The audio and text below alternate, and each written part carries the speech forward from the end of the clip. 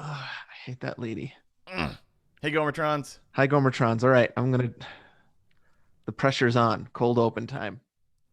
The heat is on. Da, da, da, da, da, da, It da. just Ooh, helps I'm so I gonna don't do. have to do it later. Yeah, yeah. I'm gonna do my T-shirt like you, bro. You just This got to this get a. this T-shirt. This Those T-shirt that I'm sleeves are wearing. too long. Right. This T-shirt that I'm wearing has longer sleeves. Uh huh. This Oh is no, my this is my style one fit. T-shirt style. I know. This You is the yeah T-shirt you I have six of. yeah you have the short sleeves. Yeah, This a is the long one. narrow here, right? Here, where does Narrow it all go? here, and Where then a does little it go bit to? mid Yeah. bicep, Okay. Yeah. So this is below bicep. mid bicep, and it hugs it, Okay. right? Yep. Making me look way better than I actually am.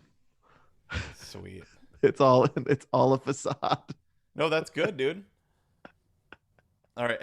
Okay, here we go. Oh wait, let me just save this track as. Oh yeah.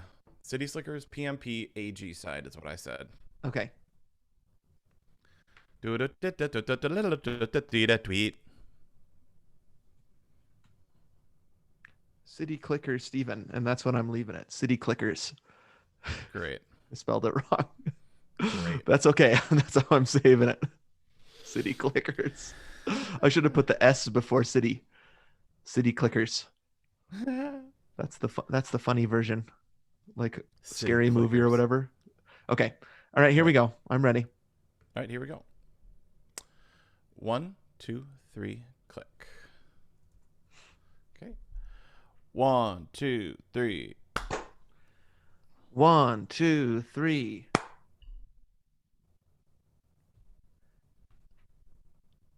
And then great start. I already screwed No up. pressure, dude. No pressure, dude. Okay. In the 64th Academy Awards, Silence of the Lambs was supposed to get all the attention. It did sweep the big five: actor, actress, director, writing, and best picture, garnering Jodie Foster her second Oscar in 40 garnering Jodie Foster her second Oscar in 4 years. Beauty and the Beast had the second most buzz as the first animated feature to ever be nominated for Best Picture and winning both Best Original Score and Original Song for Alan Menken. But no one was talking about these two movies the next morning around the water cooler. Instead, it was a decidedly non-awardsy movie that stole the show. Or, more accurately, it was its star and writer Billy Crystal, who was hosting that evening, and its 73-year-old supporting actor Jack Palance, who, with only 12 minutes of screen time, won the award for his role in the film. During his acceptance speech, widely considered to be one of the let me start that again. During his acceptance speech, widely considered to be one of the best in Oscar history, Palance made off-color jokes and did one-handed push-ups before, mirroring his performance in the movie. He was off the stage before people really knew what hit them. His appearance became the running joke for the rest of the night. Scrapping all his original material, Crystal would come out between awards and give faux updates on Palance's escapades, escalating in absurdity as the evening progressed. Jack Palance was just seen bungee jumping off the Hollywood sign. He just rendezvoused with a space shuttle. He just won the New York primary. And a joke that had 14-year-old Steven almost peeing his pants and remains one of his favorites to this day: the announcement that Palance was the father of every single lost boy in Hook. The ceremony has stood the test of time. But what about the film that made it so unforgettable? We're the two Gomers. We're talking City Slickers. And this is Perfect Movie. It's for you, Julie. Oh, I sound so stupid. Boom, boom. Welcome, everybody, to Perfect Movie, a podcast where two regular guys try to save the universe one great film at a time. This is Anthony speaking, one of those two aforementioned Gomers, coming to you from Atlanta, Georgia, joined as always by my friend Steven, all the way out in Flagstaff, Arizona. Yeah! Oh! Yeah, we're going to be singing this music. This Wait, score is who amazing. wrote the score? Who wrote the there's score? gonna I be didn't even write it down. there's gonna be a lot of score chat. Oh, it's on the Gomer One sheet, dude. This is Mark Shaman. Mark Shaman. He wrote a lot of stuff. He did a lot of Billy Crystal stuff. Okay. He actually wrote one of the ones that we kind of panned, A Few Good Men. Oh, yeah, that's Do do do synthy do sound. do do. Do do do do doodle do dee do. Now this is like And an old West score, right? It's like, totally, it's Copeland. yes, There's that's so right. much Copeland. Copeland, you're right. Like a lot of like the trombone, bassoon, oboe, like uta da uta uta. What is It's the very score? Copelandy. What is the cowboy movie that Williams wrote? Cowboys. Okay. It reminds I me of that score too. 100%. I mean, they kind of ripped this screenplay off of Cowboys. Oh, really? Like, I mean, just like a little bit. Like this has somewhat of a Cowboys feel. Now that's a Um, movie that I've never seen. I only know the Okay. score of, and I remember years ago you saying it came on TV and you watched it and you loved it. Cowboys. I loved it. Wow. Actually, I don't think they ripped that off. I can't even remember barely what happened other than freaking loving it. And now I want to watch it again. Like, Put it on the list. it's so good. It's so, yeah, let's put that one on the list. But Okay. dude, the score, we just got to say this one real quick thing. We Yeah. actually know somebody that was involved with this score. So like growing up, this movie is super canon for me, City Slickers. Very, very canon. I watched the Oscars live. So I remember Wow. not only the movie, but I remember it taking over the Oscars. Okay. And it was I a big remember that deal sorta. for me. I just, for some reason, I remember thinking those jokes that Billy Crystal is saying right now were not written before Right. Jack Palance came out. And so Mhm. he is back there with Bruce Valanche, just writing jokes. And I Mhm. just was like so amazed. I don't think I saw it in theaters though, City Slickers. I don't think I did either. Yeah, I don't know. I just don't. I mean, this was a VHS over and over and over again Oh movie yeah, for me. absolutely. Like this was okay. So back to my dad's college roommate, Uh-huh. Mark Mahinsky. Yep. Mark Mahinsky. Dang it. Sorry. Let me edit right there. Okay. My dad's college roommate, Mark Uh-huh. McKenzie. Right. They're great friends. UW Eau Claire, where you went. Yep. My alma mater. Yep, became totally best friends. Mhm. He ended up going to California. I think he went to like USC and he became a film composer, worked with Jerry Goldsmith, Yeah. became an orchestrator, and this was one of his like big breaks. So what did he Was- what role did he have in this So score? he orchestrated this whole score. So I remember this is that time where Wow. my dad went out there and he showed him all his sketches and he's like, Oh. this is literally what the composer did, and it's like scribblings of a madman, Gomer One sheet, and he's like, and then like this is what I did, and then he showed him like the full score. Now that's Um, just for our listeners. This is super interesting to me when I found this out. That that the score or composed by, well, you'll see it Yep. you'll see it in the credits, right? Score by Right. or whatever. Yep. That person comes up with themes, leitmotifs, stuff like that. Yep. And then somebody like your dad's roommate actually orchestrates and writes the music. Is that right? Totally. He takes it from a piano line Uh-huh. and then makes it a full orchestra. So like the trombones should play this, the strings should play that. This should be a trombone, like this should Yeah. be like an oboe or a bassoon or a flute.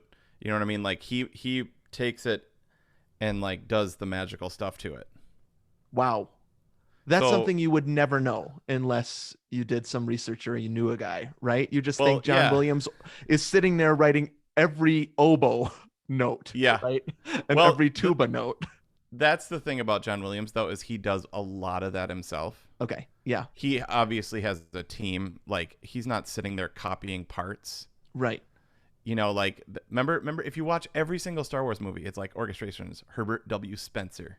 Huh. Like I remember okay. that name just sticking out to me because I started watching for orchestrators because of that. Like my dad went and visited Mark, Yeah. came back with all this cool stuff. He's like, this movie City Slickers is coming out. I orchestrated. He conducted the orchestra, so he conducted everything you hear. He was the conductor for. No way. That is amazing. So you can see it in the credits. It says orchestra conducted by Mark McKenzie. I didn't know, so I wasn't looking for it. And I don't look for that because I'm just thinking who scored it, right? So it's Right. it's not John Williams is not necessarily like a James Patterson who just doesn't write any books anymore. Everybody R- ghostwrites what he just right. slaps his name on it.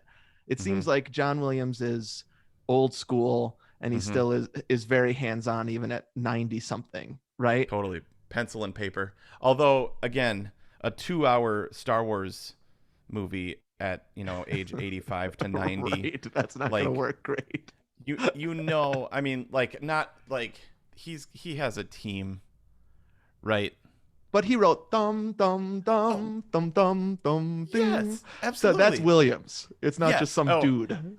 for sure. And I bet you he did more than almost anybody ever does. Right. But like and I don't know, I wasn't there, but I'm just guessing. Well, he even conducts the orchestra himself though too. Is that He's just for the just behind the scenes no, footage dude. though? They just No prop him way. up just for the footage and Yeah, then they just take hold him it. down. I mean, there's probably sessions. Yeah, I bet there's definitely. sessions that they get other people to do. I mean, I don't know, but no, he's old school still. He does pencil and paper, right? No, Yeah, yeah. no finale, no nothing. It's like if it Less screens, works. more paper. That's John Yes, Williams's he motto. is a Gomer. So, okay, But so both of us have real connections with this movie. You know Mark what? McKenzie, Wait, and I watched the Oscars live. Those are for our sure. connections. Yeah. Okay, totally. And here, one other real quick thing. Uh-huh. I'm just looking at the Academy Awards Yeah. original score. Were you Yeah. watching that one? Like, were you like, ooh, I can't wait? Yes. Okay. I really, as a young boy, I really like to know who was going to win for score. Do you remember who won for song? That year was Beauty and the Beast, one for song. Okay, In because I was at the also 64th. thinking we've got on the Gomer One sheet a huge song that year was "Everything I Do."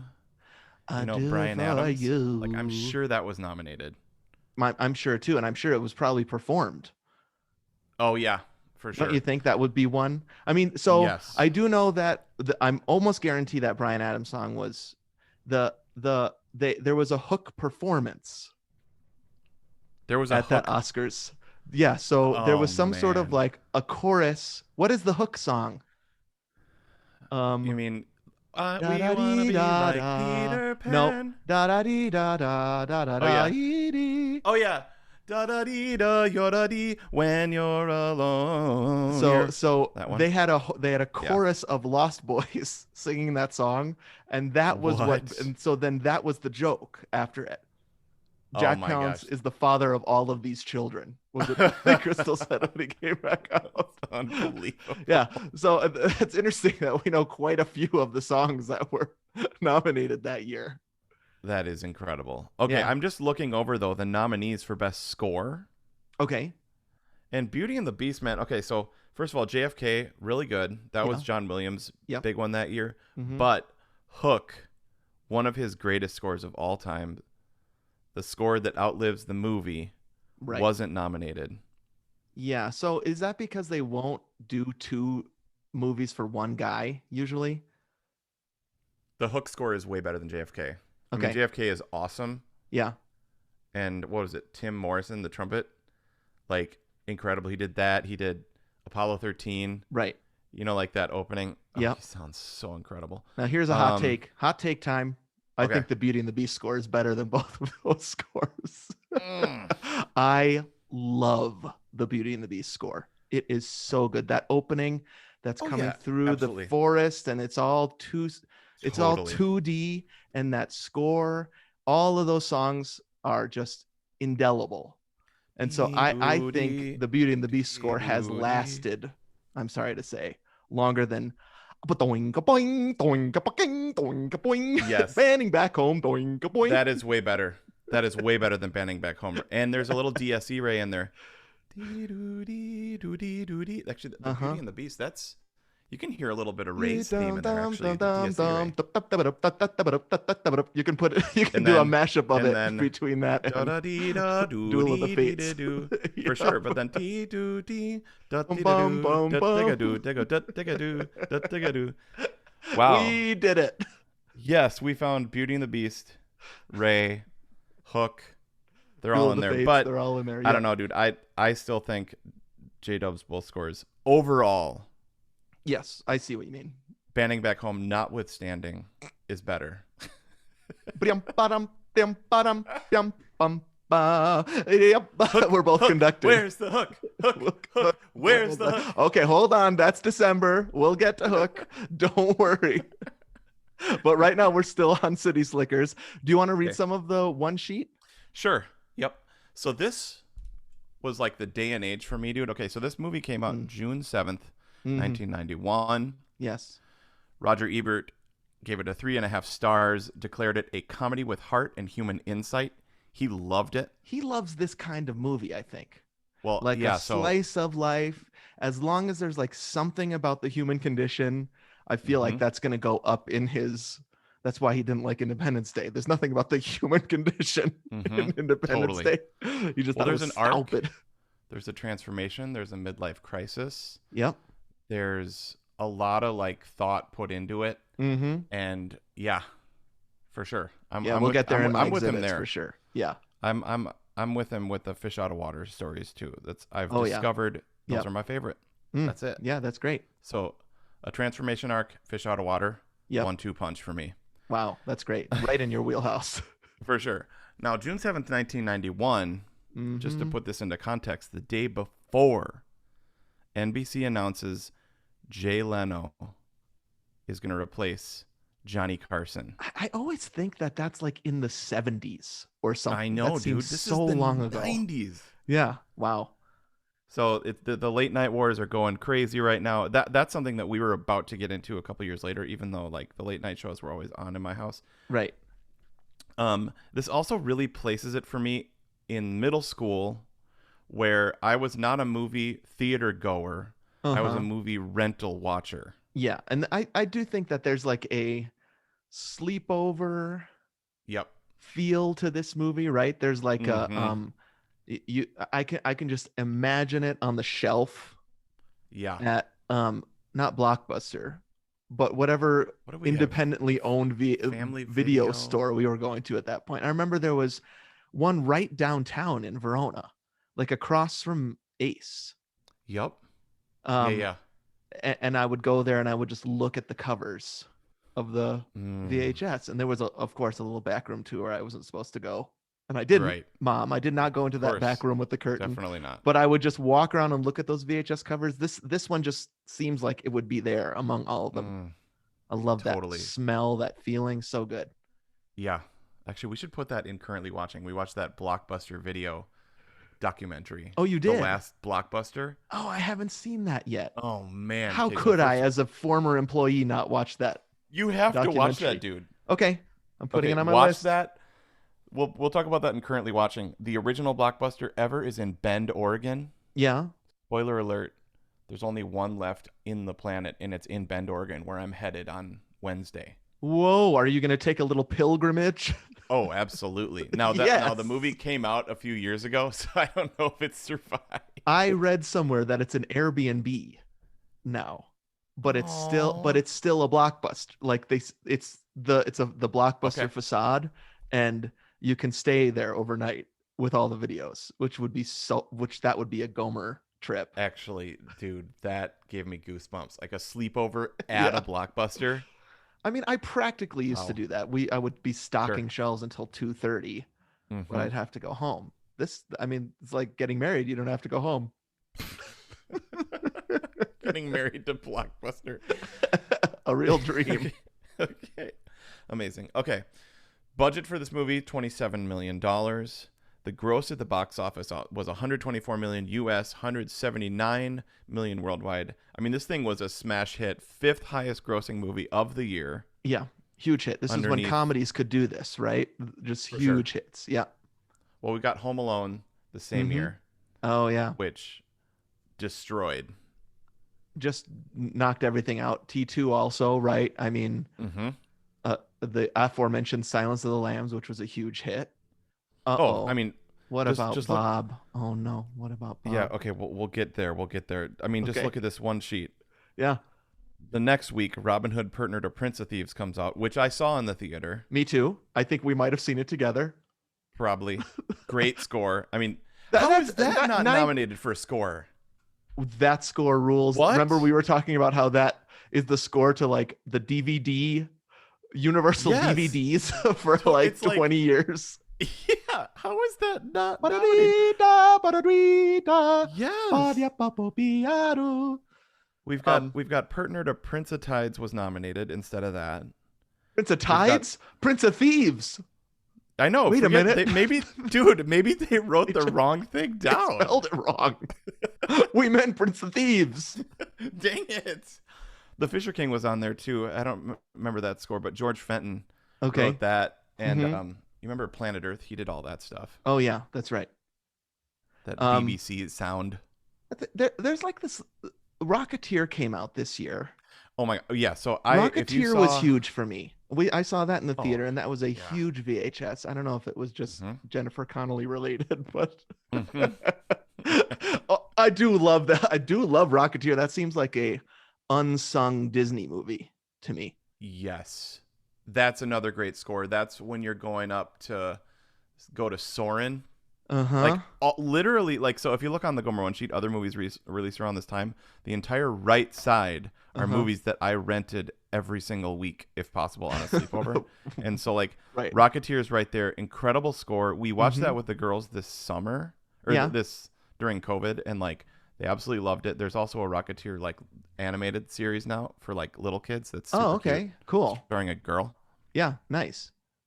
Um, but that, yeah, that I feel like that was a sleeper that like got forgotten about, but like people like us just freaking loved it. Yeah, I think there's a Did it get certain buried? person that it's really important to them, but it's rarely talked about or mentioned in kind of Hmm. the oeuvre of Disney movies. I think it's Mhm. good. Kindergarten Cop too. Kindergarten Cop is good. Dude, Kindergarten Cop. We talked about that on Terminator 2 episode. Like Arnold Schwarzenegger, Kindergarten Cop, T2, same year. Wow. Like the He only did it. person that rivals that dude, Daniel Stern, Home Alone, City Slickers, Wonder Years. Wow, wonderful. My Girl came out and that was Plus program. Yep. Plus, so oh yeah. So I'm a 7th grader when this comes out. Yes, and you're an 8th grader. Yep. So Did in you go eighth to that grade. Plus program? I went to that. That was my last Plus program. Hack and I laughed when Macaulay Culkin died from bee All right. stings, and those girls got mad at us. Total jerks. Total jerks. I mean, this whole thing is so middle school for me. I mean, you Yep. put the top songs. I wanna sex you up. You, Color me bad to losing my religion, which is like just when I started thinking, oh man, maybe I'm emo. I remember when I heard losing my religion. Right Here, Right Now by Jesus Jones is actually one of the best 90s songs ever, I think. dang, it's so good. You're totally right. And it's one of those where where you Dang. hear the lyrics wrong and you think those are the lyrics. Yeah. It's the Okay. like Right Here, Right Now, along with There's Nothing That 100 Men on Mars Could Ever Do. That's what I thought Toto was saying in Okay. Africa. But when Jesus Jones, I really thought the lyric was bop biddly dop, but Where is Julie? Where is Julie? We need it's Julie. not bop diddly dop. It's Bob Dylan Dylan.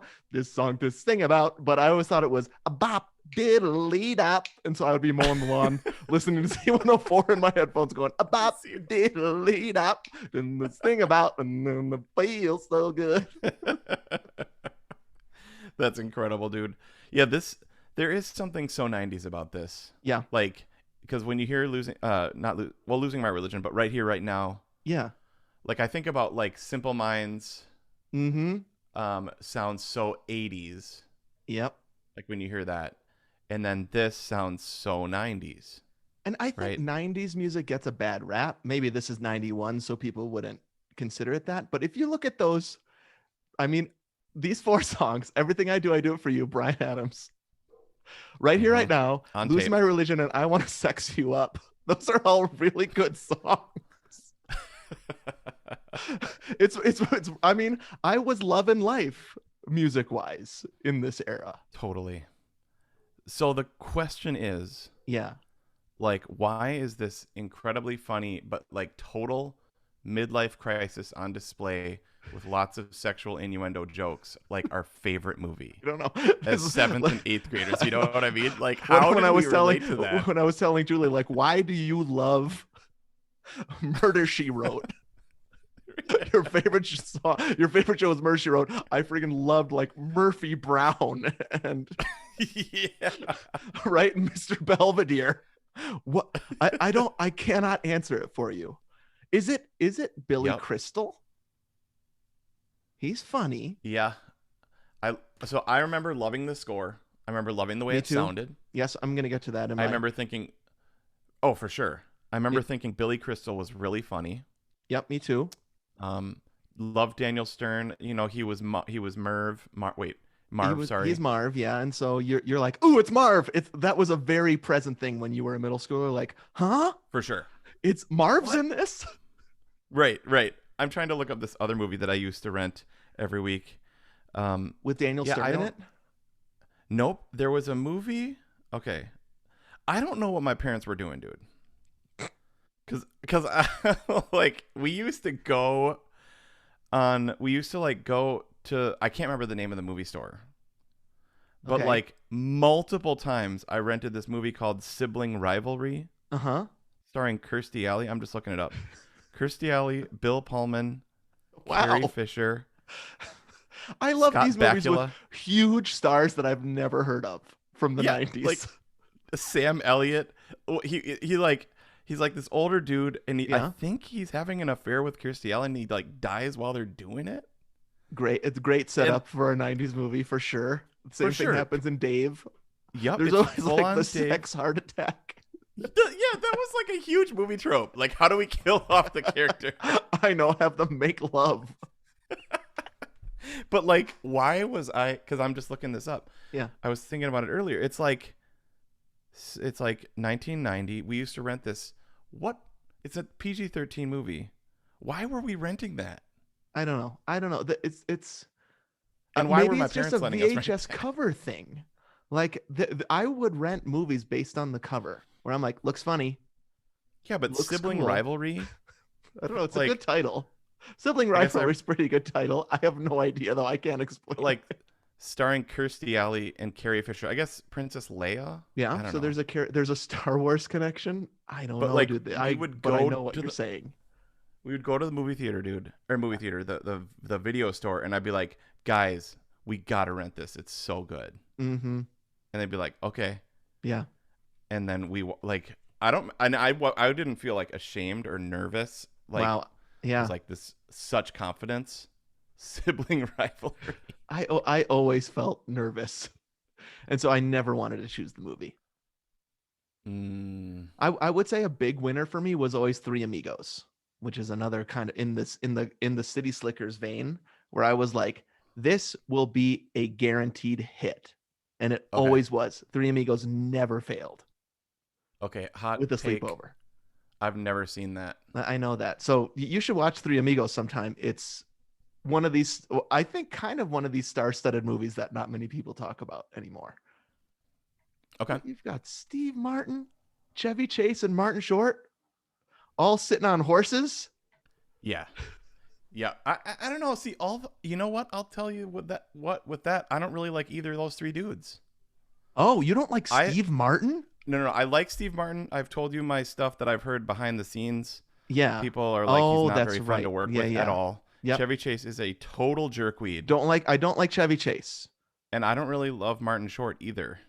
Oh, these are just hot takes all over the place. I know, dude. I'm so that like in Father of the Bride, he's the worst part. You don't like Frank?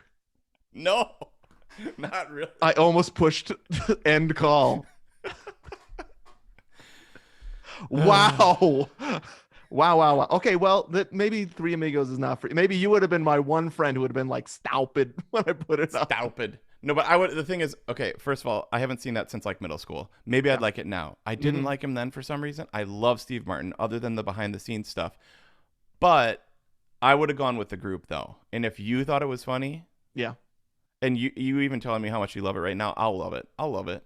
You, I've been so watching you haven't MCU. watched Father of the Bride since then either? Is that what you're saying? I don't think I've watched Father of the Bride, like actually sat and watched it in forever. I almost picked that one for um Ooh. I almost picked that one for when is Father's Day? June? Yeah. I Yeah. almost picked that one for June because I love it. Nancy Meyers written. Oh, Okay. baby, so good. Okay, next year. Yeah. Next year. I just remember being like, this dude's annoying. That's all I remember. Wow. Okay. Rewatch. Okay. I'm This curious. is middle school, high school me. I really haven't watched it since high school. Okay. Yep. Okay. Can we, since we're talking Okay, sorry. actors, can we talk cast a little bit, or should we boot that over to the? No, sure, we can talk about it real quick. Okay. Okay, the writers of this movie, this is Yeah. like this is Gantz and Mandel. This is pumping out screenplays, slapping nabs on them, packaging them in seaweed, webbing their feet. But this is kind of like where I discovered I love fish out of water stories. I figured out I love Gantz and Mandel, dude. You a literal fish out of water, right? They did Splash, didn't they? Totally. I was looking through their IMDb, and so I was like watching all the trailers of all their movies. Yeah. So it starts with like Night Shift, which looks terrible. Night Shift. I don't think I've seen it. Okay, it's like something about like a morgue, and there's like I don't know, it doesn't look good. Although it stars Michael Keaton Okay. and the Fonz. Okay. Yeah. Sure. The So- perfect combo. Yep. But then we've got Splash, Parenthood, which is huge. Love. Yep. Absolutely love. Early Keanu. Oh Mm. yeah. Rick Moranis. Diarrhea. Yep. Sliding into Slide into first. first. League of Their Own. Pert Nerda. Yep. Perfect movie. Yep. Yes. We've got Multiplicity. Steves. So many Steves. So many Steve. Hi, Steve. That's where that came from. Fever Pitch. Yeah. Okay. I mean, Yeah, I it's don't know. okay. Yep. And just wait for it, dude. Money Pit. Oh, dearie me. I still have to watch Too- that. Too soon, dude. Too soon. Too soon? Yeah. Sorry. The cast is great. Every kid's favorite actor, Bruno Kirby, in Mhm. that third role. Like, Can I tell you a rumor I heard? Mhm. That it was originally supposed to be what was that benefit called? Comedy something. comic relief. Comic or- Relief Crew. It was supposed to be Crystal, Robin Williams, Really? Whoopi Goldberg. Oh my gosh. But Billy Crystal, who Yep. I think it's a story by or something. Billy Crystal. This was Oh. his idea for Okay. this movie. This is my suspicion. It wasn't a production company, no. It was a him. I think that there's cases to be made that those other two are more famous than him, and he Mm. wanted this to be his movie. Okay. So he cast That's- Daniel Stern and his friend from When Harry Met Sally, Bruno Kirby. Yeah. Right. And That's- so he that's wanted fair, I he didn't guess. want it to be a three-hander like Three Amigos. He wanted it to be Billy Crystal Dang. Wow. in City Slickers. But wouldn't that have been interesting? Robin Dude, I Williams, Crystal, love and that. Whoopi Goldberg. I love that. Yeah, me too. That sounds super funny. I mean, it doesn't quite make as much sense. Like you'd have to put a reason why those three are together. Like these are three Right. these are the three Gomers. I Right. would be interested in a movie where they are just best friends, those three. Mhm. Like they just have always been best friends, and it doesn't matter that they're not all guys. It doesn't matter that Sure. they're not all white, right? That they actually just are best friends and have grown up, and they take these trips together. And so I think that would have been a very different movie, and I don't think that it would have been a Billy Crystal movie. I think it Yeah. would have been more of a Robin Williams movie because he kind of Yeah. He sucks in, overshadows right. All of the energy, right, gets sucked into a Williams when he's on the screen. for sure. Especially when he's in those great green tights. Well, maybe he was like, I can't be in it. I got to be in Hook. I have Right, to be too busy with Peter Hook. Banning. Yep. That is super interesting. Yeah. I would love to see that. I would love to see that version. But yeah, it wouldn't have been his thing. And Right. he was A-list superstar at this point. I know. Yep. Hmm. Yeah. Wow. Okay, the other thing actually that I heard actually going along with that was that Rick Moranis was supposed to be Phil. Phil, Like up until wait, which is Phil? so Daniel Oh, Phil is Stern. Daniel Stern. Okay. Yeah, that makes sense. That would have been funny. Yeah, dude. So I guess his wife got sick Okay, and then right. I think she ended up having cancer and then he Mm-hmm. basically left the biz for Right. a couple of Yeah. decades. I think that I isn't Parenthood one of his last movies? Or maybe Ghostbusters 2. No, Ghostbusters 2 is in the 80s. Yep, we've got Honey I Shrunk. We've got the Shrunken series. Right. Yep, and that's 89. Okay. I just remember that because 89 was so huge for me. So I wonder if this was the beginning of him saying no to roles. And Yeah, then well, he they were stopped saying that it acting. was like a week or something like that before they started filming. Oh, no way. Like it was like really, maybe I'm wrong on that, but I think it was like very much like right before they were filming, Daniel Stern got in Okay. because he He- couldn't do it.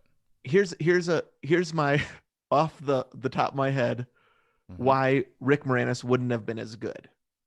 Okay. Because then it would have been three short guys. Yes. I think Daniel I was Stern thinking being that same tall thing. Yes. really works compared to Yes. Bruno Kirby and Billy Crystal. For sure. It would be three like the same shaped dudes. Yes, Like, right. They need Daniel Stern to offset their shortness. Yes. Totally. Like riding off into the sunset. Yeah, It makes the perfect like triangle or like put I Daniel agree. Stern When, in the middle. when they're all standing next to each other, there's a peak. Yes. So it's unfortunate that Rick Moranis isn't in it, but it's Yeah. height wise, I think it's a win. Yep. And he's like tall and skinny and angst. Like he can pull out that Marv angst. Yep. Just going. I mean, I don't know what I was thinking as a middle schooler when Lisa Simpson. Actually, can we jump into some Strickens real quick? Sure. Okay, let's throw in some Strickens real quick, and then we got to go to the VHS and the trial. But Yeah. there's a couple Strickens. So Right. what was I thinking? First of all, how did Lisa Simpson find him? Lisa, Like, he's this was a big moment for me, by the way, where I was like, Yep. I recognize that voice. This is really interesting that it's Lisa Simpson who had who had an affair with Daniel Stern's character. How So did Lisa Simpson and Marv. she? Yeah, yeah. So how did she find his house? Yeah. So because Oh, they it's live not on at his Roosevelt. house. They live on Roosevelt Island. It's Uh-huh. his birth. It's Mitch's birthday party on Roosevelt Island, which you have to take that tram to get across. Which they Incredible make, New York they, shots. they, in this yeah, movie. they make a point of showing him on that tram looking sad. Yep, we lived 20 blocks from that Wow. Queensboro Bridge, and that I loved looking at that. So Stricken is well. First of all, why did I think that was funny as a seventh grader? I didn't even know what that was. And then how did Lisa Simpson find him? Right at Mitch's party. Yeah. Not Yeardley Smith. Yeardley Smith. Like I gotta stop saying that because it's kind of weird. But you know what I mean. But it's definitely like every time I watch it and the boys are watching, I say, you know what, that's Lisa Simpson's voice, and they're like, we know, you told us that 100 times, Dad. Okay, it's one of those it's one of the early movie facts of my life. Yes. Right. Totally. You're like, Yeah. for sure. Okay, so how did she find him? Yep. Mhm. Secondly, Mitch, why wasn't he covered in like gooey blood from that birthing that calf for like the rest of the movie? I always hated that. So like when he births that calf and loses his watch, Yeah. you know. But they have a he's shower. covered- Remember that shower scene? Oh, baby, that shower scene. They do have a shower with them, don't they? Yeah, but that gets run over in like the stampede. Oh, you're right. Yep. Or like He's so too that clean. gets run. Yep. And they've lost all their supplies and they've lost their water supply. Yeah. And so I guess it would dry out, but like if you look in the scene after he's had helped that calf come out of Yep. the mom, Mm-hmm. like he's covered. It's so gross, kind of graphic almost. Right. Yep. But then he's all dry Yep. and there's no stain. Inconsistent. Okay. How dare they? That's always Stricken. bothered me. Two more. Hello. Way overused. Hello is cringy. Yep. Maybe that just didn't. I don't know if it didn't age well. That was his thing, right? Was hello Billy Hello. Crystal's thing. It wasn't this character's thing. It was Billy Crystal's thing. So it Okay. would be, I it's can like half in that. Santa Claus when Tim Allen goes, oh, right? Yeah, yeah. He's pulling that out because everybody knows that about Tim Allen. Okay. Hello is a Billy Crystal Hello. stand up thing. God. Okay, so if you're in 91, Yeah, it I think do it twice max, maybe 3, I would say preferably once. 1. I would say once, right? Once Yes. is like, Yep. haha, I'll give it to him. But That how many gives times does he do it? 4 or 5 times. Yeah, and I just watched Partner to Legend of Curly's Gold. Oh, you did? I've never seen the Yeah. sequel. I I jammed that in there dude because I was like I just want to see it. Wow, that is something So I've dumb. never seen. You should. It's super dumb, dude. Okay, and it's like his twin, right? Curly's Yeah, yeah. twin. Okay. Yeah, they bring him back. I mean, it was that Oscar speech. They're like, "How do we killed him too early?" So they pulled him back, but I think Yeah, hello gets used way too many times. I agree. It really gives my neck. It's It it's hurts bad my chill neck. bumps. It It hurts does, my right? neck. It's so embarrassing. Okay, last one. Yeah. And actually, this goes with your trio with Whoopi Goldberg. Yeah. Is Helen Slater should Uh-huh. have had a huge part. They Helen should have Slater, had. Supergirl. This is who Yep, we're talking Supergirl. about. Yeah. Yep. I mean, it's a guy movie. It's a husband, son, father movie Right. Yep. for sure. It's a guy movie. Yeah. Like, but they could have. I feel like her role is too throwaway. They don't give her much to do No. besides looking pretty. It sucks. Yeah, and she's it's the classic 80s 90s of like the guy at the end gets the girl and that's the whole reason she's in the movie. Yeah.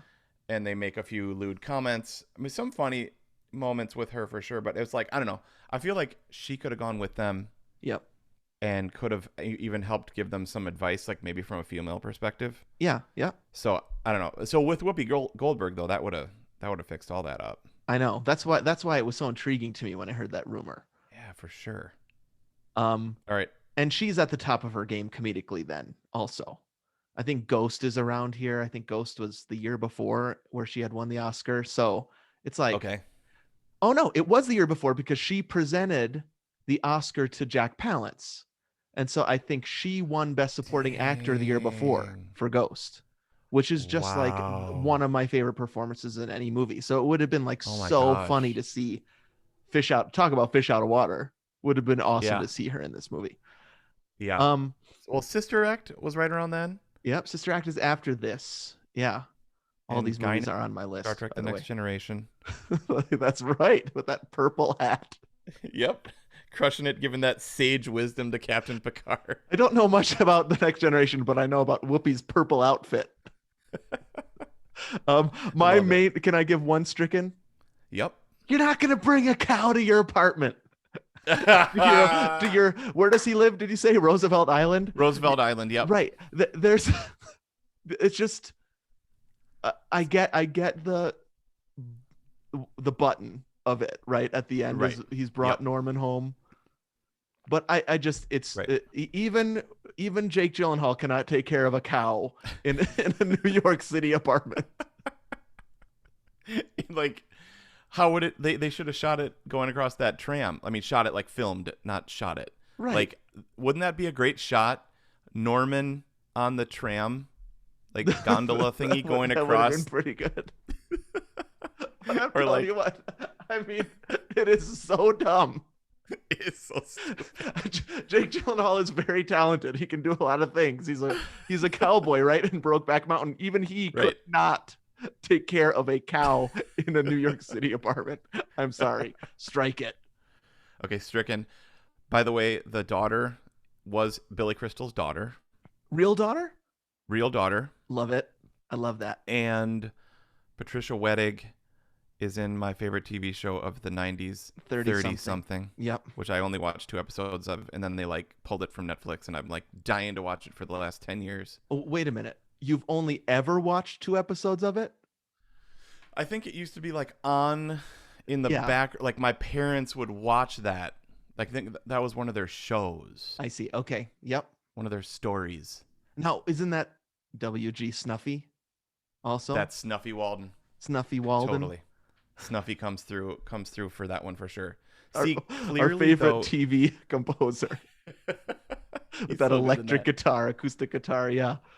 See, you haven't seen Partner to Curly's Gold Mm-mm. because spoiler alert. Uh-huh. Do you want to know the spoiler alert? Please, I don't know if I'm going to watch this movie.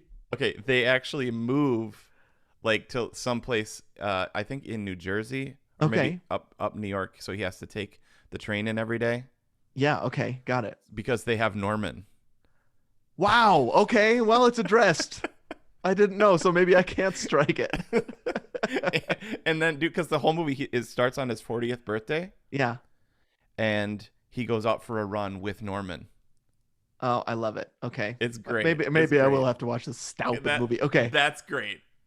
All right. I'm gonna read the VHS and then we're gonna head into the trial 45 minutes in. This is getting ridiculous. All right. Billy Crystal, When Harry Met Sally, Throw Mama from the Train, stars in the comedy classic about careers, cowboys, and midlife crises. Mm. Co-starring Daniel Stern. What do you think his credit is? Wonder Years? Nope, Home Alone.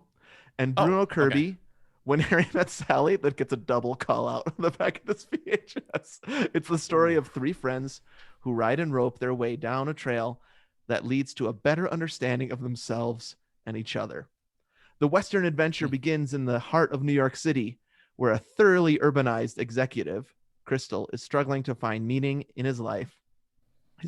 Whose two best friends have the perfect cure, a fantasy vacation where they can play cowboy on a real life cattle drive! Exclamation point. The all-star cast, I agree, includes Helen Slater, The Secret of My Success, Patricia Wettig, Yes. Guilty by Suspicion, never heard of that, and Jack Palance, Shane. This is a movie he was in the 40s as the scene-stealing trail boss.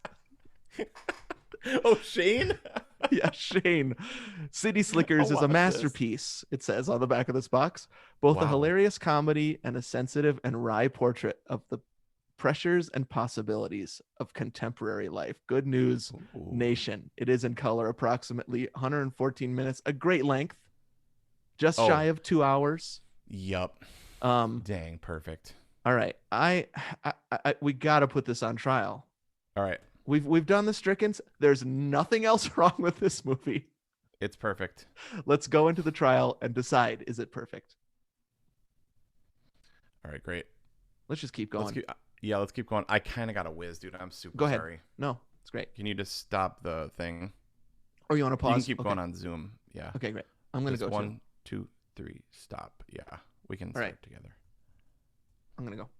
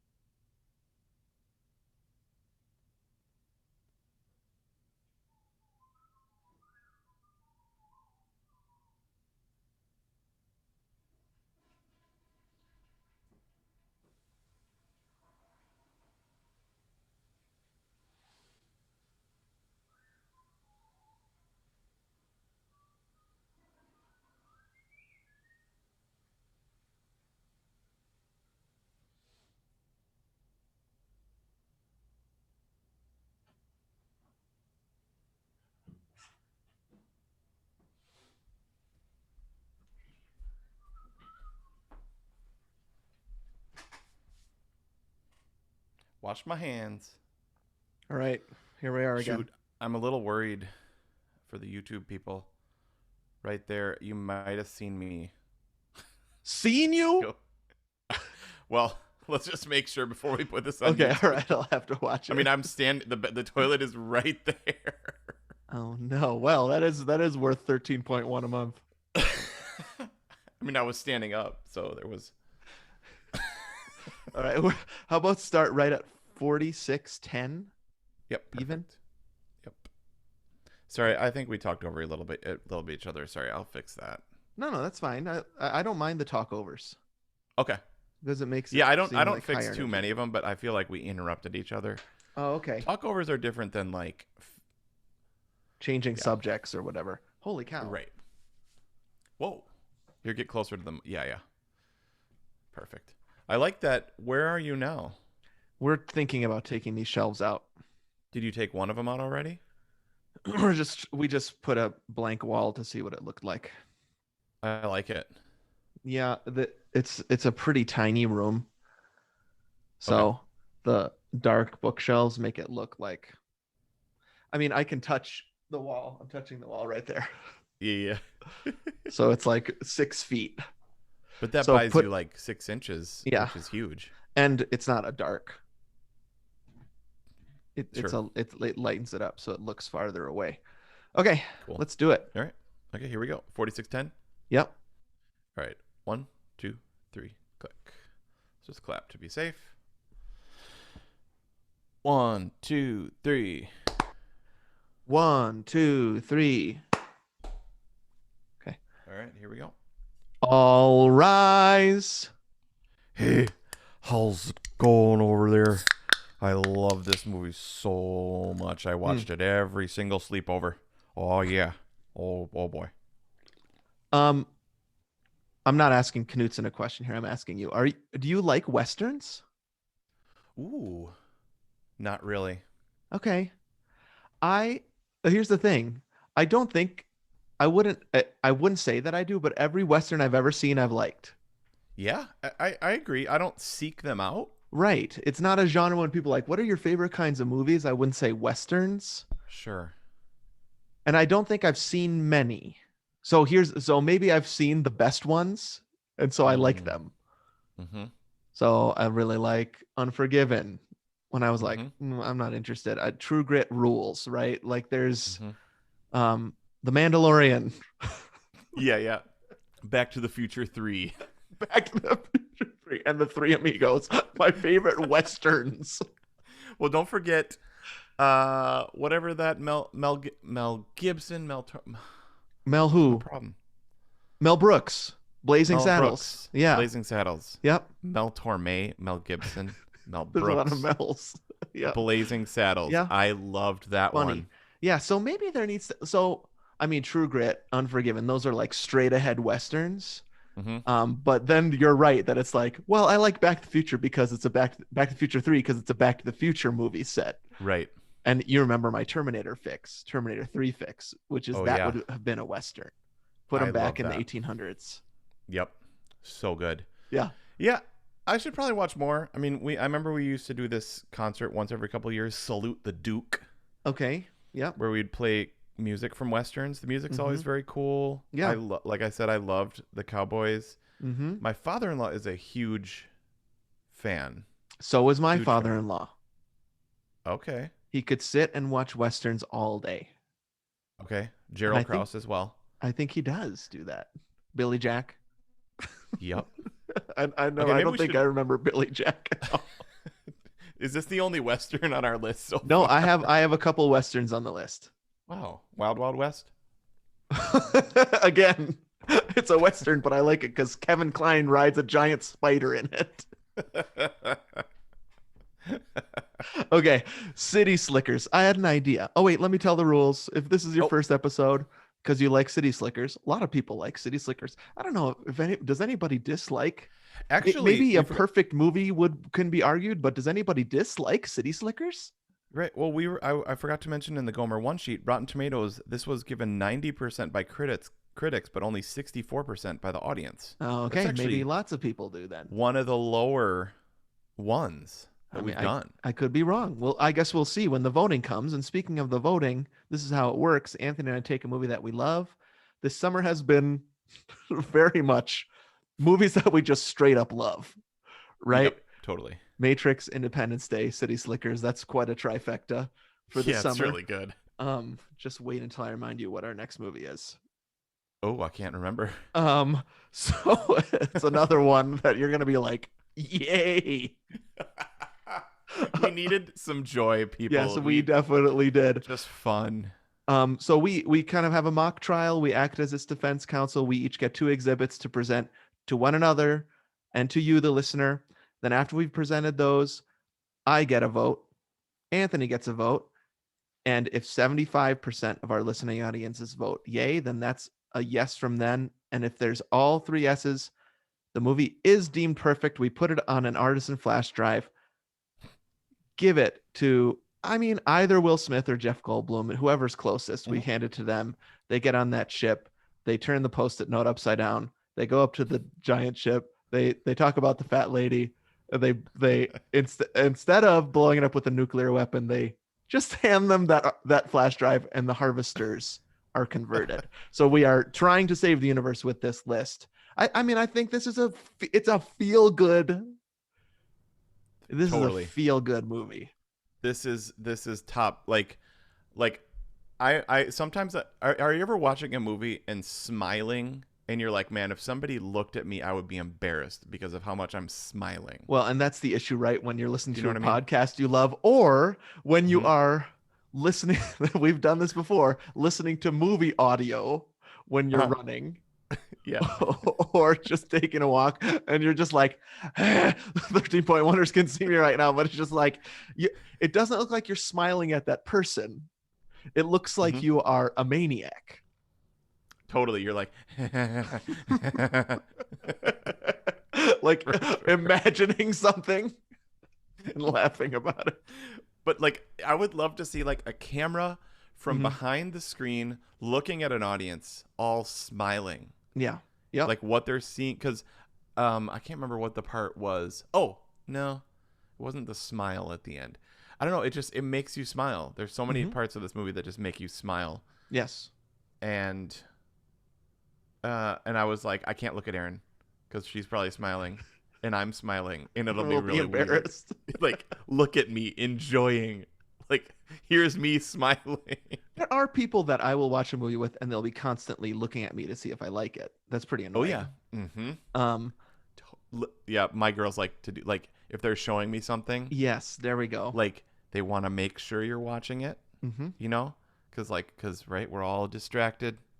And Kids now, they is want to this a TV show or movie situation, or is this a YouTube clip situation? sure any of those things, like Okay. something they found on like a YouTube thing Yep. or yeah, or like a little clip. It's usually a clip of a show that they're watching. Yes. And Oh then they man. watch me.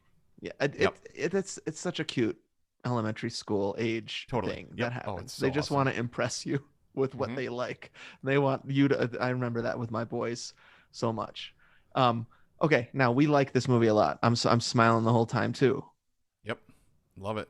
So we bring these two exhibits in, and Mhm. so my two exhibits are my two favorite scenes in this Mm. movie, which is Okay. different than what I would usually bring in.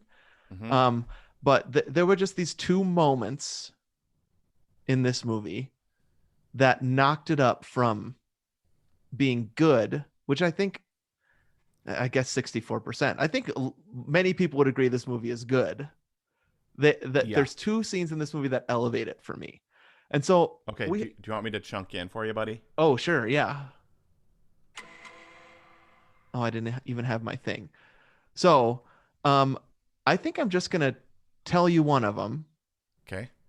because I think it exemplifies the fact that it's more than just a dumb comedy. Sure. And so, my favorite scene in the movie is the best day, worst day scene. Oh man. Okay. Goosebumps. All right. Tell me about it. So, I think the pitch in the room probably was from Billy Crystal is a fish out of water story, right? Yep. Um, but I would say it's both that and a midlife crisis movie.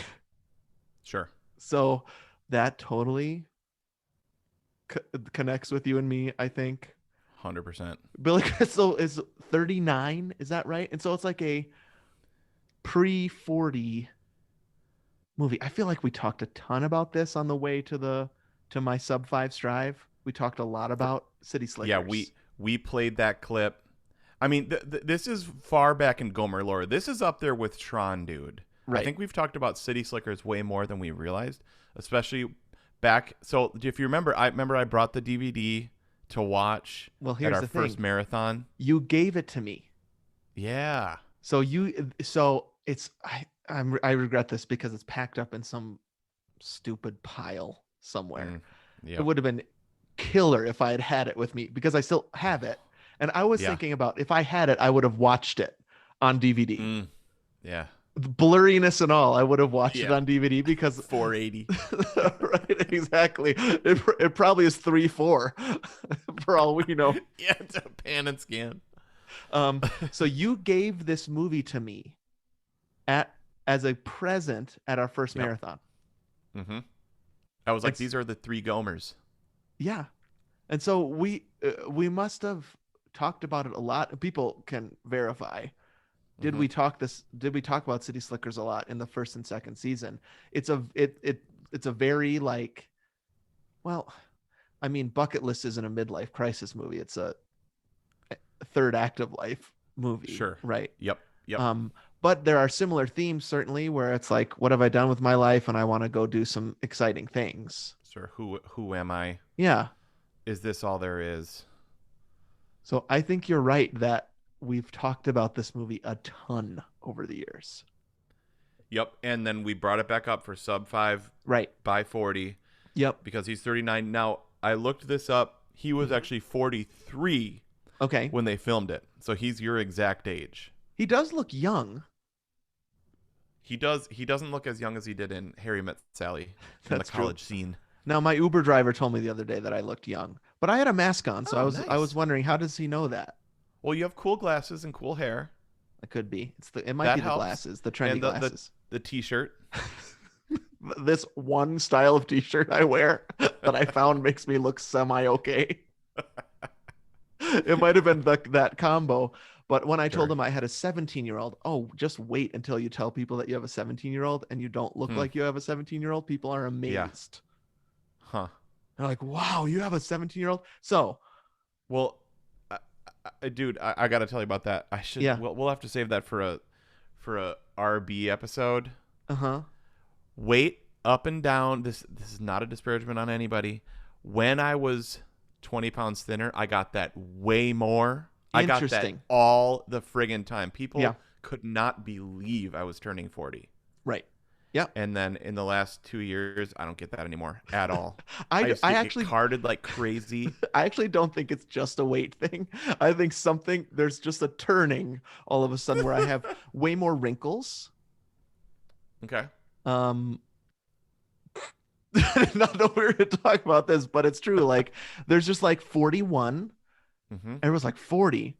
You can't be 40. Then 41 people were like, okay. Yep, I don't get it at all anymore. They're like, oh yeah, figures. Now, you have a 17-year-old? Oh yeah, no, I only have a 9-year-old. Well, you look like you have a 17-year-old. Oh wow, are you sure they're not 19? Just kidding. So maybe it's not a weight thing. Yeah, I mean, but I don't know. I use it to talk about when people do say that I look young, I always talk about running.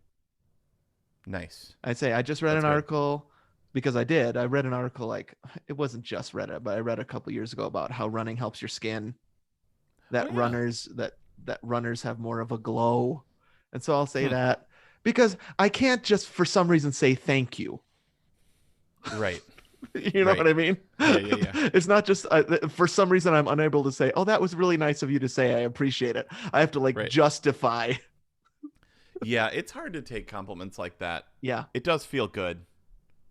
But like it's hard to take compliments in general, right? Like I usually end up just making fun of myself. For sure. Which is a very Billy Crystal thing to do. Like everything, like he's kind of set up in this movie as like a smart A. Like at one point they say, "Oh, you know, Mitch." Yep. He's a fast talker. He can talk his way out of this, or he's a smart A when he's going up against those bullies. He's like, it's just my way, right? Yep. Yeah. But I do think he does look young in this, especially when he's got a little scruff going. Okay, this isn't an evidence, but I was gonna say this could be an evidence if you're like a huge Billy Crystal fan. Yeah. Which we love Billy Crystal. but he's not like on the top of my list of like favorite people, to watch in a movie or anything like that. Right. But this makes him look incredible. When he comes dude, down and he's got that cowboy hat on, when you see him like Gandalf style crest the hill and he comes down on his horse, the hero shot, the he looks ultimate good. hero shot. His beard looks incredible. Yep. The hat, the fedora hat, whatever, Yeah. looks perfect. He's shed at the end of the movie. He's shed his New York Mets hat. Yep. He looks incredible. He looks the part. Somebody call Meg Ryan. This Billy Crystal works for me. The whole time during when Harry Met Sally, I'm like, him? And Meg Ryan? Yeah. Yeah, right. He gets that beard though in the final act of that movie. He does. The beard really changes him. Yeah, I totally agree. But there's some real close-ups of his face when he's got that scruff. And I'm thinking, it's a good-looking guy right there, Billy Crystal. Where normally I think he plays off of his odd looks. Sure, yeah. They actually get him to look pretty manly, for lack of a better word, in this he looks in this movie. epic. Yeah, definitely. Totally, he's a hero. Okay, so the pitch is it's a midlife crisis movie. And they could have just jettisoned that whole thing or just played off of it comedically, which they do a lot, right? Yeah. My butt hurts from riding the horse, right? Or I'm not good at roping, or and then all this kind of like angsty stuff that he's going through. Yeah. But I think that it's right after Curly dies. Yep. And you remember he rides up to his friends. I can't remember which is which. There's Phil and Ed. I think Phil is tall, right? And Ed is small. Phil is Marv. Okay. And Ed is the sports store owner. Right. Okay. So Mitch rides up to Phil and Ed, and they do not have a conversation about having sex with aliens or whatever they were having, which is another one like, why was I able to watch this movie? For sure. Instead, they say, okay, now we get it. You're going to want to talk about death because Curly just died. But instead, they have this conversation where they ask each other a really good question, which I love really good questions. What's your best day and what's your worst day? And there's how long do you think that scene is? 5-6 minutes. Yep. It's an incredible scene. They're just talking and riding. Yep. You and I have experienced this when we're running together. Yep. Where for some reason the conversation gets deeper. These three guys, I think, are used to talking about deep things together once in a while. But I think that a lot of their relationship feels kind of jokey. Or they're using humor to deflect the hard things or something. Totally. I think they've been friends since kids because they talk about. This is why it's so Gomer-y to me. 100%. Like, I was just going to say that. It feels like, not to pat ourselves on the back, but this movie feels like I'm watching something that we would do or be in. If we were in that position, we would be having those conversations. Yeah. 100%. Yep. And I also feel like it's the perfect match of like a 7 and a 4. Because like you love good questions because you want to like have an experience and have fun. Yeah. And then I want to like get really deep and talk about like the deep crap. So like when those two things match, that's what that scene felt like to me. Well, like, and the scene is so well written because it goes back and forth between a 7 and a 4 feelings, right? It. It gets serious and then there's a deflection or a release of pressure with a line. The answers are all unexpected. Yep. There's a revelation about Mitch's wife almost having cancer. Yep. Then Phil talks about, even though he's in a marriage crisis, that his wedding day was the best day of his life. Yep. Lots of baseball stuff, of course, which that's such a Billy Crystal thing. And then I think Bruno Kirby gets the best story. Bruno Kirby hits it out of the park in that. Yes. To use a baseball metaphor. But so here's something Aaron said after that scene last night. Yeah. Every single one of those stories was about their dad. Which was huge. And I hadn't really thought of it like that. Right. So Mitch goes with his dad to the ballpark. Yep. Phil sees his dad finally being proud of him. Yep. And then Ed kicks his dad out of his life. Yeah. So they set a rule, right? You're not allowed to say when your kids were born. Right. That's cheating. And so That's then they totally cheating. default to, well, then I will tell a story about my dad. Isn't that interesting? Like they're Gonna make now me cry, bro. now Bruno Kirby doesn't have any kids, and so that feels like right. like he had, and at first he doesn't want to tell the story. Yep. The story is incredible. The story is it's a really good story about how he kicked his dad out for being so mean and possibly abusing and cheating on his mom, right? It's well told, but then dude, that the it's like a good magic trick, right? I can't remember the prestige terms, but it's like the setup, it's like a good joke almost, like setup, and then there's just it's a real magic at the end when he says that it's the same day. Yes. The best and worst, Same and day. rides off. I mean, I'm not kidding. It's one of my favorite moments in all of movies. Yes. It's so good. Yep. It's so good. Yeah. I love it. Yep. Okay, so quick question, Mhm. and maybe we can punt this. Okay. I want to know what your best and worst day were. Okay, I really think this should be a Patreon episode. I know we joke about Okay. this a lot, but I think this No. would be really interesting to do a sometimes we do best cereal. Yep. Once in a while we can do a serious episode. Best right? day. Best day and worst day. I'm not ready to answer that question. Is part of the reason why I think we need to punt it right now. Yep. But I also think that I think that would be a really cool. But we have to be riding horses. I wonder if we could record best day like while running or something. Sure. Or on a walk or something. You can't say same day, and you can't say when you got married, and you can't say when you had kids. I think those are the ground rules, and good ones. For sure. Because those are too easy, right? I think that's part of why the scene is so good. They're forced to say things. I love it. That aren't just the easy answer. Yep, that's one of my favorite things in life and in movies is guys opening up and talking about their feelings. Right. I love it. Yes, exactly. I think that's why people listen to our podcast. Yeah, maybe. But like, I love it because guys tend to be isolated, insulated, and want to bury their feelings, laugh about stuff. And like, the thing is, guys feel a lot. Yep. Definitely. You know what I mean? Which is basically what this movie's about. Here, dude, do you want to do your second scene or do you want me to No, let's wait. Yeah. All right. Okay. I'm going to chunk in here. Okay.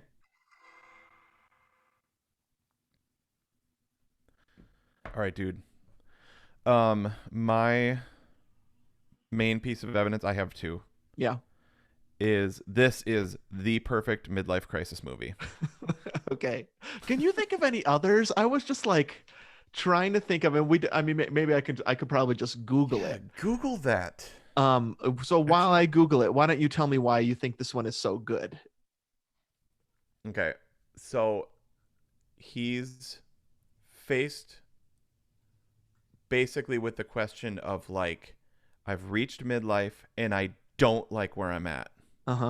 Yep. Or I've reached midlife and I'm not satisfied with life. Or like the huge question, like Mahler, the composer Gustav Mahler, he wrote on the manuscript or at some point in his scribblings or something about Symphony Number 9.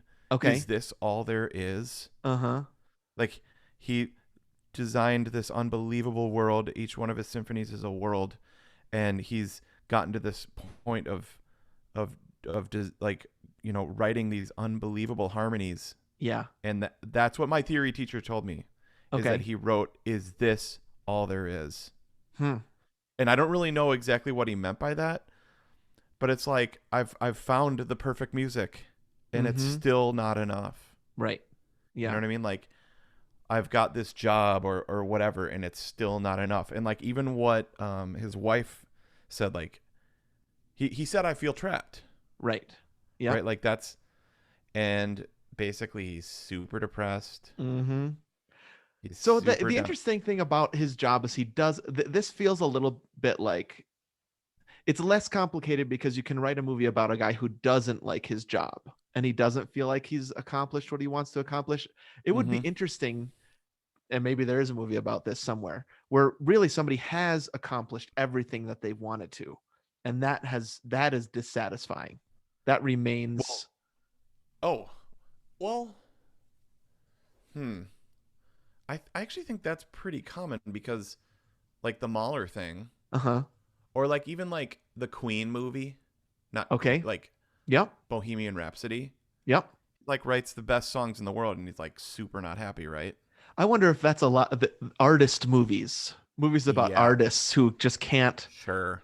I mean, remember, I think was it Billy Crystal? No, it wasn't Billy No, no, no. Crystal. Paul Reiser. Right, Paul Reiser, who was like, you get on Carson, and that's all you want to do as a comedian for your whole life, get on Carson. And then once you Yep. get on Carson, if you don't get called over to the couch, then you're a failure. All you want to Yep. do is get called over to the couch, and if you don't, it's always going to be something, Mm-hmm. right? It's that's unattainable.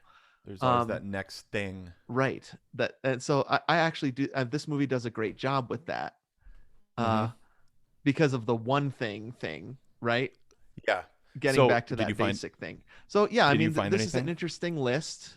None of them are none of them are super new. So let's see. Hmm. Ones that so like Thelma and Louise is a good example, I think, of Okay. of the where you're going with women.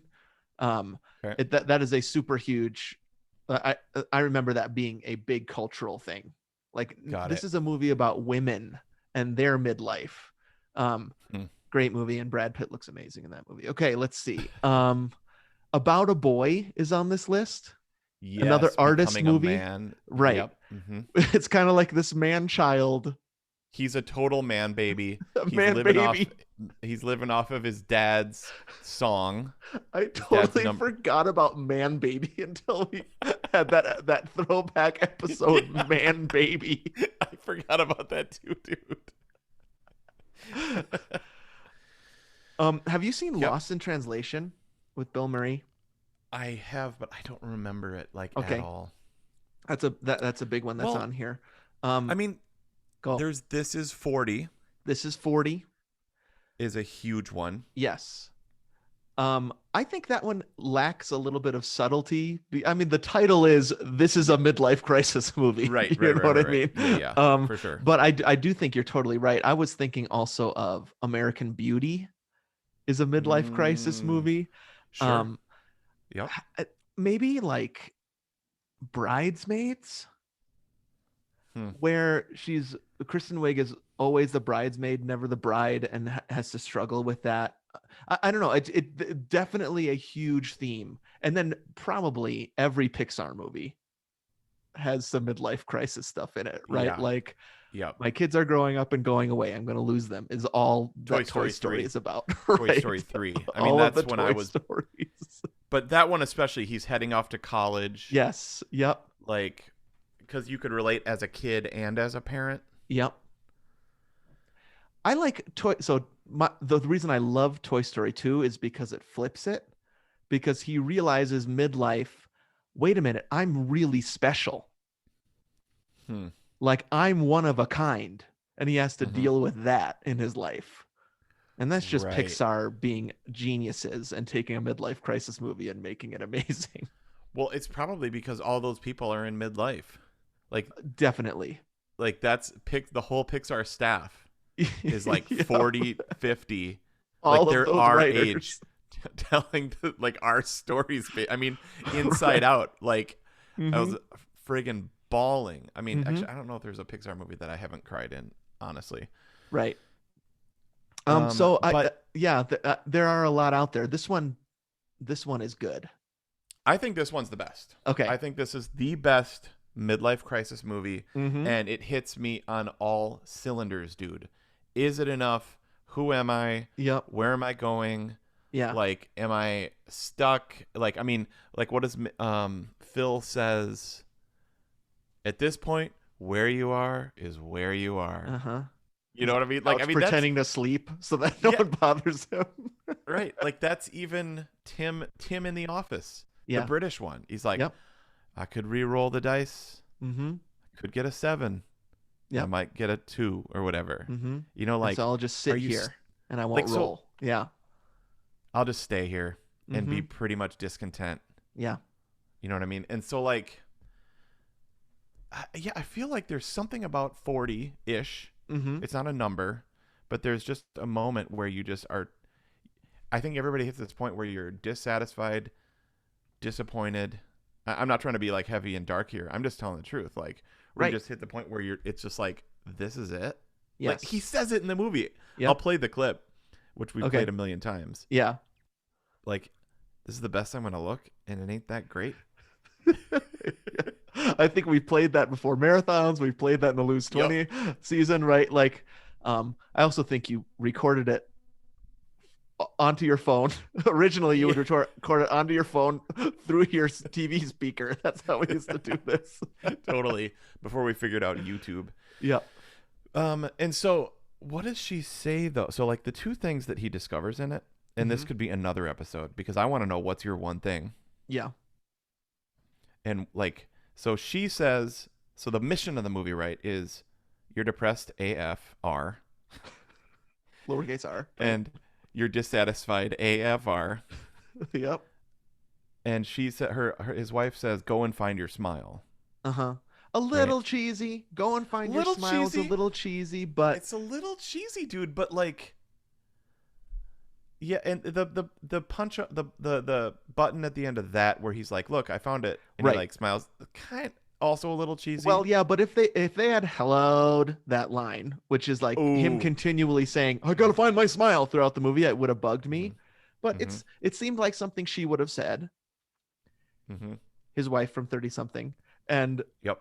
it seems like something he would have done at the end. And instead Yep. of saying, "I found my smile," he just said, "Look what I found," and points to his mouth and he's smiling. That's pretty good. Okay, I gotcha. Not great, but at Yeah, least no, they I didn't overplay that. Yeah. I didn't get any cringes. Right. Like the hello. Yeah, me neither. That was good. Yeah. It didn't bother me until you said it. Just not. But Yeah. So my question is, like, what? How did you get through that? Because would you consider yourself on the having started your second half? I mean, I Oof. know where you're at right now with school, Yeah. with the house, but Yeah, I do. I consider myself past midlife. okay. Somebody asked me last week because I told my house story, like the real house story, Yeah. to a whole room full of people. Yep. Um, Jeez. and basically is around the fact that I've been in the wilderness. I mean, this is a wilderness experience for the three For sure. guys, right? Yeah. It's They it's go very to the biblical, To right? find themselves. Right. 100%. And my kind of my what I was presenting was that the wilderness experience is deeply ingrained with most major characters in the Old Testament. It's a very historical place to Yeah. go through before you're ready for something else. And so somebody asked me, what was your very did not know we were going to go with this. My friend Kristen asked me, how did your relationship with God change pre and post wilderness? And so I told her it was simple before, and it's not simple anymore. And so I wouldn't say that I found my smile when it comes to my relationship with God post midlife crisis. Right. Yep. But this is better. Yep. My relationship with people and with God and myself are more complicated now and more complex and grayer. Yep. I prefer that to the black and white pre-wilderness, which is like God either loves me or hates me. Mm-hmm. I am good or bad. Mm-hmm. I've accomplished what I want in my life or I haven't. Right. I'm rich or poor. It was very black and white. And so now past that, everything is more complex and gray, and I much prefer it because I'm able to live my life without constantly beating myself up about everything. Sure. That is such a simplification of the answer to your question. It's more complex than that. Well, but that's what I would say. So that would kind of like indicate that basically they oversimplified the smile, Mm-hmm. because I think that's I mean, I don't want to like way overanalyze the movie because this isn't. It's just a fun comedy. Right. Billy But Crystal and like, his friends writing it in a room probably did not foresee this happening. right, for sure. Like Gantz and Mandel. Hey, let's figure out some way to tell the midlife crisis story. Right. Yeah. But it's It's a comedy definitely first, for sure.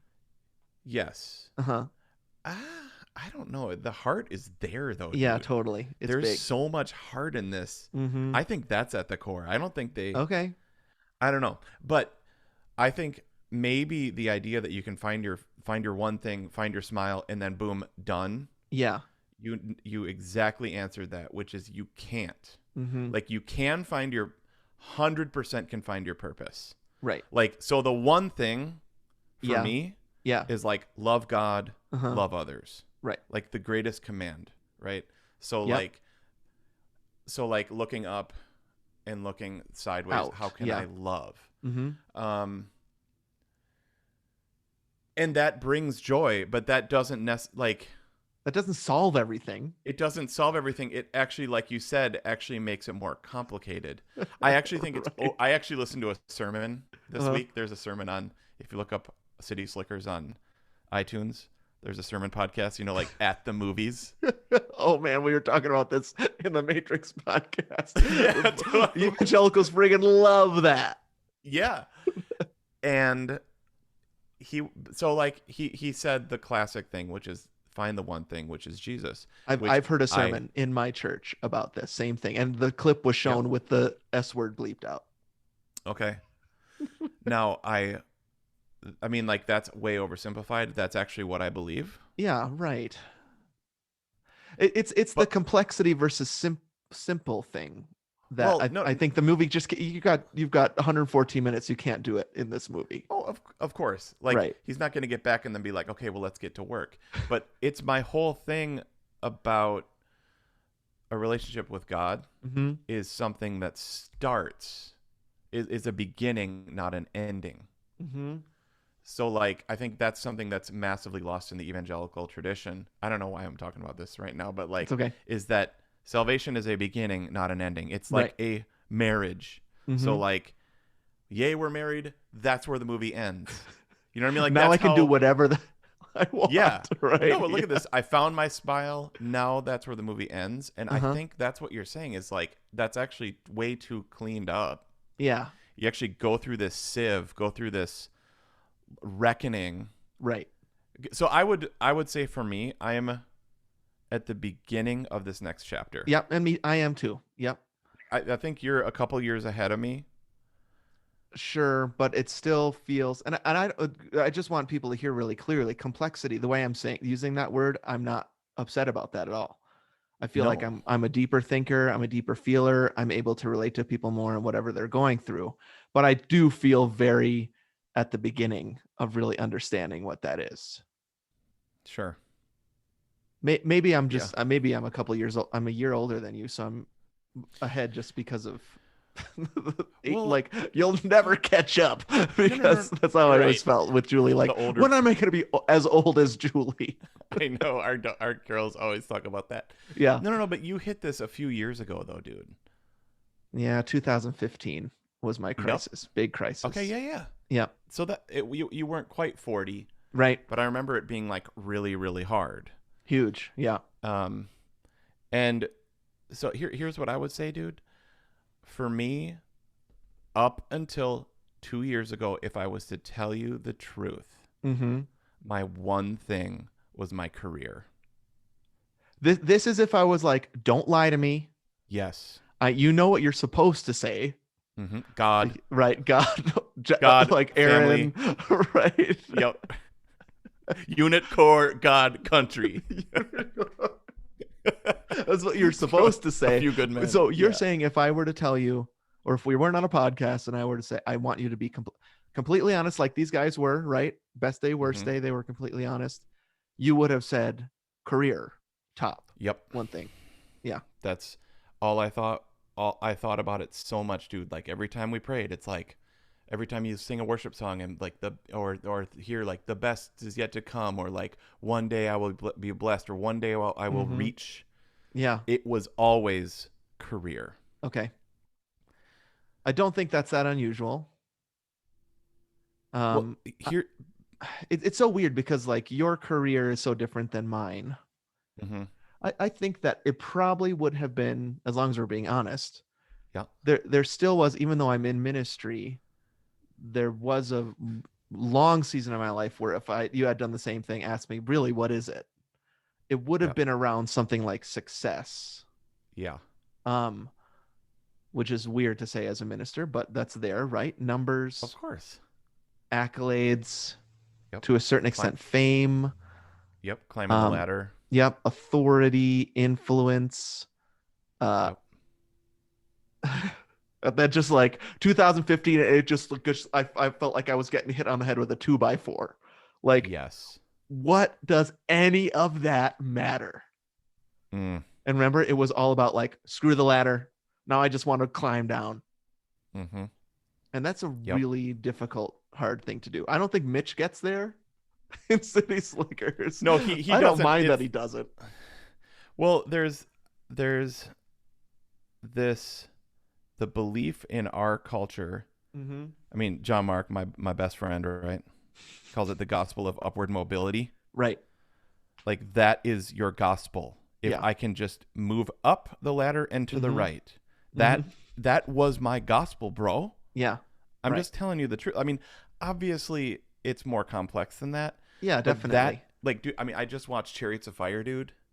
We're going to talk about that in the Yeah. currently watching. Yeah. I mean, the dude, the runner, he says, Uh-huh. I have 10 seconds Yep. to basically justify my existence on planet Earth. Mm-hmm. And like my justification on planet Earth was my career. Look Right. at how awesome I can be. Mm-hmm. And that is what the last 2 years have been, is God literally tearing that away from Right. me and Yeah. detaching me. And that's what the midlife crisis for me has become, or was. Yeah. And I think I'm on the other side of that, at which point I'm like, that is not my one thing anymore. Mm-hmm. Yeah. So the one thing then becomes like, is that an appropriate question anymore? I like that running theme in the movie. That's just good writing, right? So good. Where it's like, Oh yeah. So where good. they're We couldn't write choosing it that any thing, better. and I don't mind at all where he lands, right? Nope. And I No. like the simplicity. One of the reasons I love this movie is because it's simple, right? Yep. And I can watch it in my otherwise disastrous mess, and I can Totally. be comforted. That's another reason why this movie is perfect, because Yeah. it doesn't feel pandering, but it is a really simple story. They get to a pretty simple place, and it feels so satisfying at the end. And then he has a new pet cow. Yep. He finds this one thing, which I believe we have. Mm-hmm. So we're oversimplifying it, but actually sometimes you just need to, like, what is my word this year? Simplicity, right? Right. Yep. So I actually love the visual of it. Yep. And the last thing he does is he did it with friends. Yeah. And so I think I love that's uber crucial. Okay. Is that your second? No, my second one was I love fish out of water stories. Okay. That's a good one. I love That's that it. too. Okay, because I have another, Oh, do it. and it has to do with the friends thing. Okay, great. Can you chunk me Here. in real quick? Yep. Okay.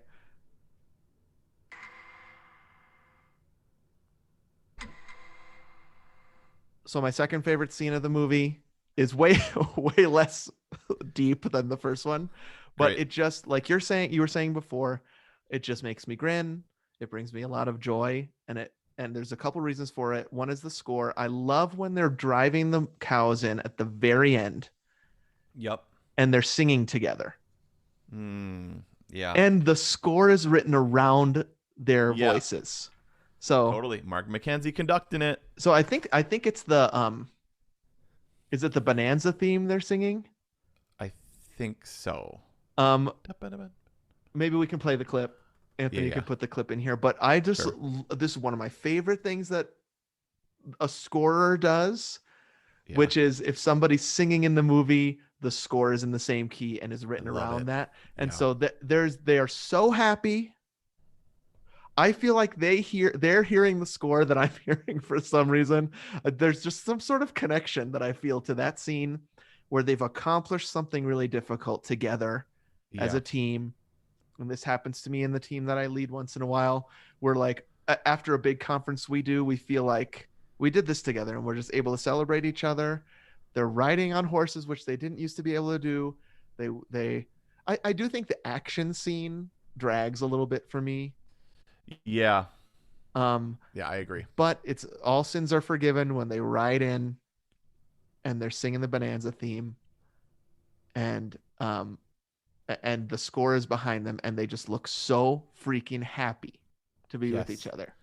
That's when we were smiling. That's what Yeah. it was.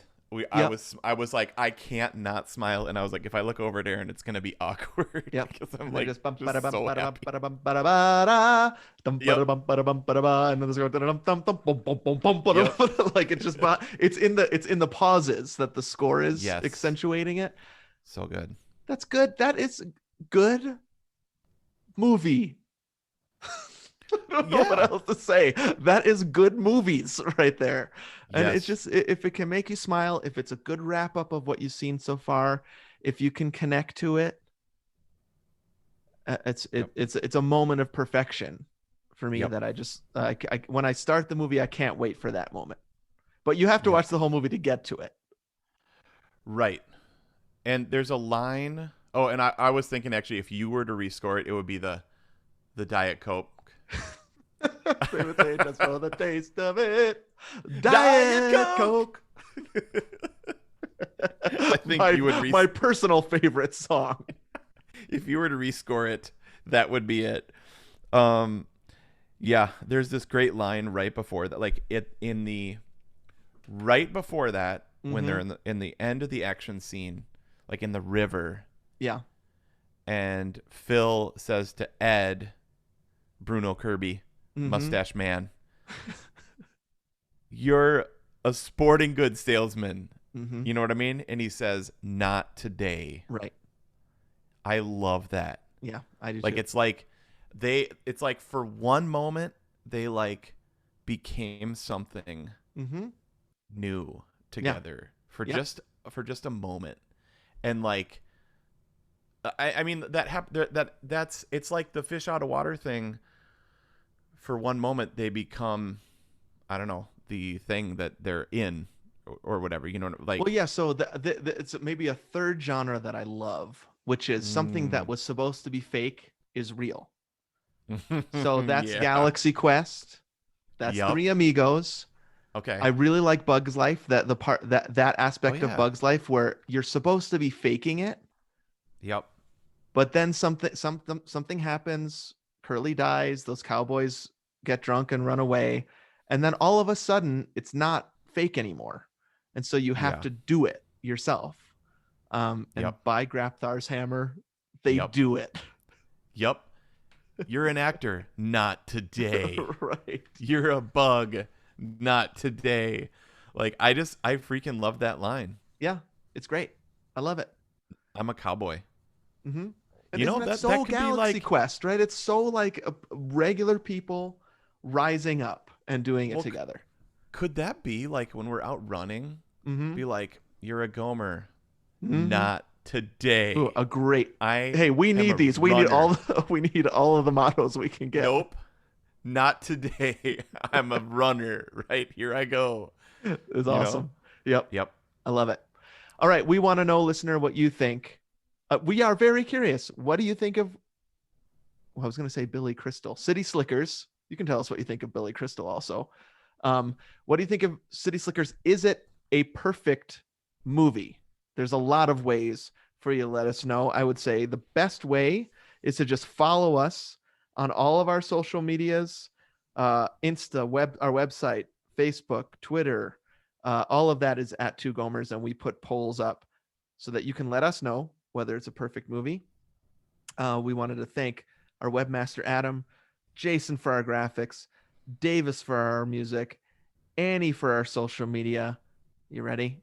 Our next movie, I just peeked at it. Karate Kid. Oh, Elizabeth dang, Shue, dude. you're welcome Yep. back. Yep. We want more Elizabeth Shue. Yep. And this Totally. is, I mean, this is, we're gonna have so much to talk. This is so. If City Slickers is your wheelhouse, Hmm. if it's all of your Venn diagrams, Karate Kid is is my perfect movie. It's everything that I love. It is perfect. Let's not spoil it. I can't wait. I watched it with my kids last fall, Okay, perfect fall and movie. we That's had what a. Oh yeah. we're entering into the we're entering Mm. from the summer to the fall. Yep.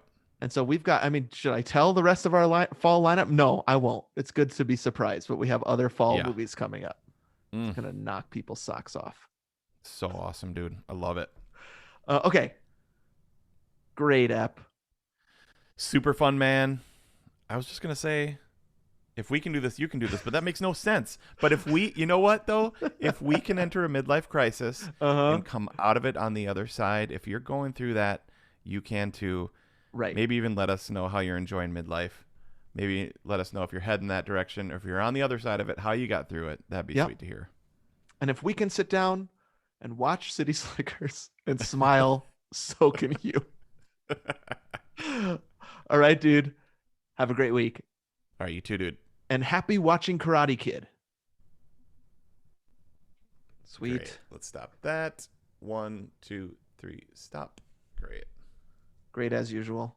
Super fun. Went What's up, deep. Gomer Nation? Anybody still there? I wonder if anybody even watches these. They do. I Oh, get the cool. numbers. People watch it. Not huge amounts, but people watch these. I Sweet. think. Thanks for watching, Yeah, everybody. thanks everybody. All right. Bye, Gomer Nation. Bye. Bye.